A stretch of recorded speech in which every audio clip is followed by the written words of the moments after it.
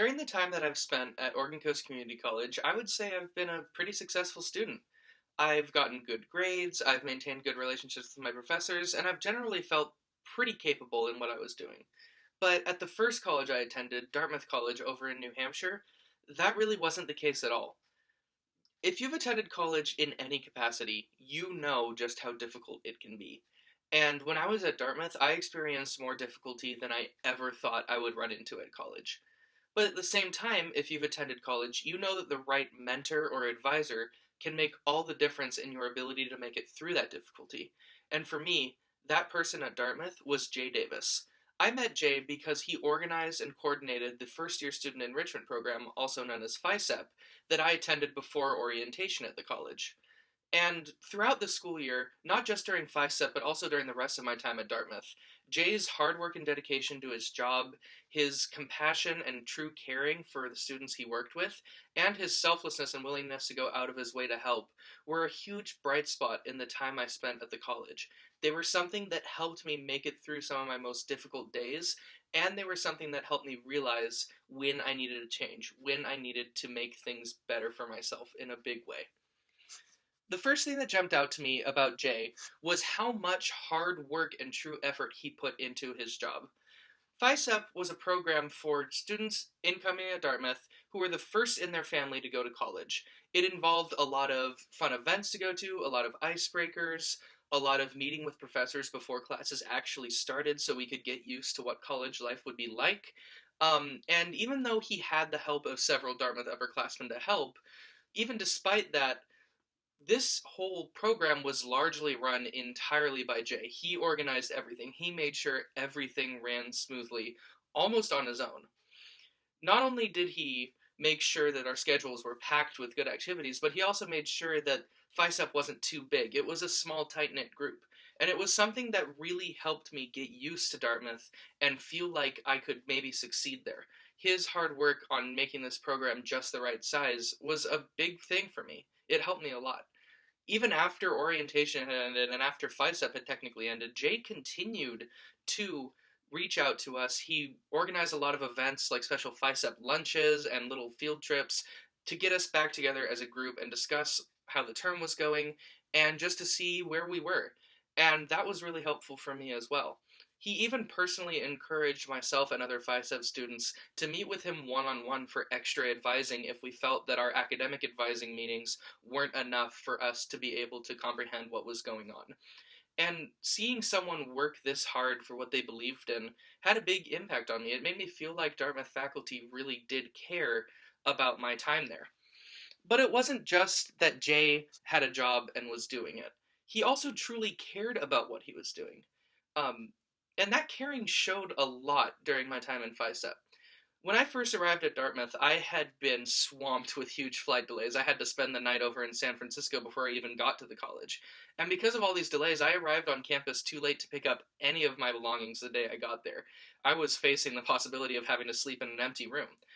But Jay noticed how late I was, and he personally made sure that I would have warm blankets and pillows at the least for my first night that I spent at Dartmouth.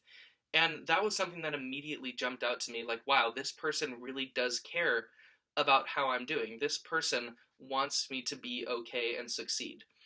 And as the school year went on, I ended up taking up Jay's offer for extra advising. I met with him every few weeks or so for personal advising. At first, this advising was mostly academic in nature, but as I went through during my time at Dartmouth, I started to develop a lot of issues with depression and anxiety. And those were really hard for me to talk about, but Jay was always willing to listen to me. He always lent a listening ear while I vented about these struggles, about these bad thoughts I was having. And he would give genuinely helpful advice every meeting. And he always ended the meeting with a big hug, too, because he knew that that was something that helped me feel really comfortable and safe. The genuine advice he gave me really helped me get through some of my worst days at Dartmouth. And there were a lot of bad days, but it really helped me to know that even while I was super stressed, even while I was not quite feeling like myself, there was someone on campus who cared about me. There was someone on campus who wanted me to succeed. And it wasn't just that Jay cared about me either. Jay's caring and level of commitment to his students extended to all students. I had heard of many other FICEP students who had regular meetings with Jay. And I also remember seeing him talk at certain events, talk about FICEP, talk about the students he helped, and he would get real tears in his eyes. He would choke up a bit just from talking about his work. And that had a huge impact on me, seeing how much someone cared, how much they were passionate about what they were doing. It was refreshing to see on a campus that otherwise kind of felt like it was a bit uncaring. I felt a bit alone and lost, but Jay's help and Jay's caring was a really bright spot on that campus. And beyond just the level of caring he showed, there was also an element of selflessness to his work. Jay was a very busy man. He had a wife, he had kids, he had a family, he had other things in his job description despite just being FICEP coordinator. But he still put all the time in to maintain a really full schedule over the 4 or 5 days that FICEP happened, and he continued to schedule events all on his own for the rest of the school year. He was committed to FICEP even at the expense of his personal time. He wanted us to succeed and feel like we had a place on campus. He also made sure that I always had the time to meet with him, especially when I was feeling really bad. I would email him telling him that I needed an emergency meeting, that I really needed to get in and talk about these things ASAP. And he would get me in either later that day or the next day or the day after that. It was always within 2 days. And that was incredible to me, knowing that someone was so willing to make room in their busy schedule just for me.